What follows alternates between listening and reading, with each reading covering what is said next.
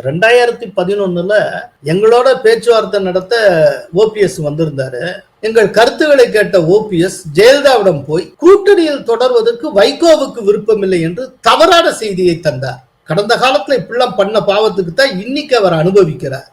அதிமுக பொதுச்செயலாளரிடம் போய் அவர் நம் கூட்டணியில் நீடிக்க விரும்பவில்லை, அவர் சொல்றபடி நம்ம சீட்டும் கொடுக்க முடியாது, அதனால முறிச்சிட்டாரு அப்படின்னு பொய்ய சொல்லிட்டார். பின்னால் கேள்விப்பட்டேன், தினமணி வைத்தியநாதன் சொன்னார், உங்களுக்கு 15 சட்டமன்ற தொகுதியும் ஒரு ராஜ்யசபாவும் கொடுப்பதென்று அவங்க முடிவெடுத்துட்டாங்க, நீங்க நேரா அவங்க போய் சந்திச்ச உடனே சொல்லிடுவாங்கன்னு சொல்லி அதன் பலனை என்று ஓபிஎஸ் அனுபவித்துக் கொண்டிருக்கிறார்.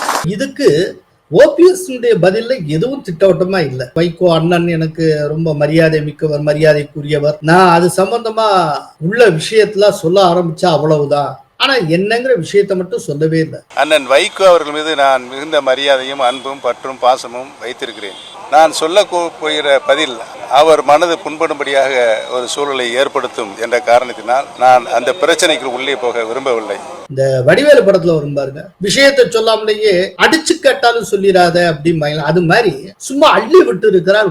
காரணம் ஓபிஎஸ் சொல்றதுக்கு எதுவும் கிடையாது. ஒரு கேள்வி இருக்கு, 14 வருஷத்துக்கு அப்புறம் வைகோ ஏன் இதை திடீர்னு சொல்லுகிறார்? ஒரு சில மாதங்களுக்கு முன்னால ஈரோடு பகுதியை சார்ந்த முக்கியமான மதிமுக பிரமுகரை டிஎம்கே தூக்கி இருக்கு. ஒருவேளை நம்மளை நகர்த்திட்டு அந்த இடத்துக்கு தேமுதிகவை கொண்டு வந்துருவாங்களோ, இப்படி ஒரு பார்வை வைகோவுக்கு இருக்கிறது. அதனாலதான் அவர் கொஞ்சம் கொஞ்சமாக அணிமாற தயாராகி கொண்டிருக்கிறார் அப்படின்னு நம்ம பார்க்க வேண்டியிருக்கு. அநேகமா என்டிஏவை நோக்கி அவர் வருவார்.